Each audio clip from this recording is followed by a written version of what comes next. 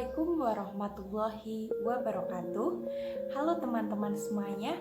Perkenalkan, nama saya Happy Widyastuti Yulianti dari Universitas Negeri Yogyakarta. Pada video ini saya akan memberikan informasi kepada kalian semua mengenai perekonomian di Indonesia di tahun 2021 pasca pandemi COVID-19. Berhubung video ini saya ambil di bulan April 2021, maka saya akan memberikan informasi pertumbuhan ekonomi di bulan-bulan sebelumnya dan bagaimana perkiraan perkembangan ekonomi Indonesia di masa mendatang. Oke, sebelum memulai pembahasan mengenai perekonomian di Indonesia, apakah teman-teman mengetahui pengertian dari ekonomi sendiri? Dalam Kamus Besar Bahasa Indonesia atau KBBI, ilmu ekonomi merupakan cabang ilmu yang tertuju pada asas-asas produksi, distribusi, pemakaian barang, ataupun kekayaan. Kekayaan di sini termasuk uang, perdagangan, atau segala perindustrian, serta hal-hal berkaitan dengan pemanfaatan uang, tenaga, waktu, dan sebagainya. Selain itu, ilmu ekonomi juga berkaitan dengan perekonomian negara, yaitu segala aturan dan tata cara dalam berekonomi. Pertumbuhan ekonomi merupakan proses perubahan kondisi perekonomian suatu negara secara berkesinambungan menuju keadaan yang lebih baik selama periode tertentu. Suatu perekonomian dikatakan mengalami suatu perubahan akan perkembangannya apabila tingkat kegiatan ekonomi lebih tinggi daripada yang dicapai pada masa sebelumnya. Keberhasilan pembangunan suatu daerah dapat dilihat dari tingkat pertumbuhan ekonominya. Oleh sebab itu, setiap daerah selalu menetapkan target tingkat pertumbuhan ekonomi yang lebih tinggi di dalam perencanaan dan tujuan pembangunan daerahnya. Indikator penting untuk mengetahui kondisi ekonomi di suatu negara dalam suatu periode tertentu ditunjukkan oleh data produk domestik bruto. Nilai ini akan memberikan suatu gambaran bagaimana kemampuan negara dalam mengelola serta memanfaatkan sumber daya yang ada. Pertumbuhan ekonomi berarti perkembangan kegiatan dalam perekonomian yang menyebabkan barang dan jasa yang diproduksi dalam masyarakat bertambah serta kemakmuran masyarakat meningkat. Masalah pertumbuhan ekonomi dapat dipandang sebagai masalah makroekonomi dalam jangka panjang. Kemampuan suatu negara untuk menghasilkan barang dan jasa akan meningkat. Hal ini disebabkan karena faktor-faktor produksi akan mengalami pertambahan baik dalam jumlah ataupun kualitasnya. Investasi akan menambah jumlah barang modal, teknologi yang digunakan pun menjadi berkembang.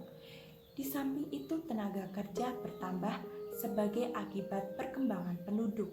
Kemampuan pengalaman kerja dan pendidikan menambah keterampilan bagi mereka. Pertumbuhan ekonomi merupakan kunci dari tujuan ekonomi makro. Lantas, bagaimanakah perkembangan perekonomian di Indonesia pasca pandemi COVID-19? Mari kita simak pembahasan kali ini.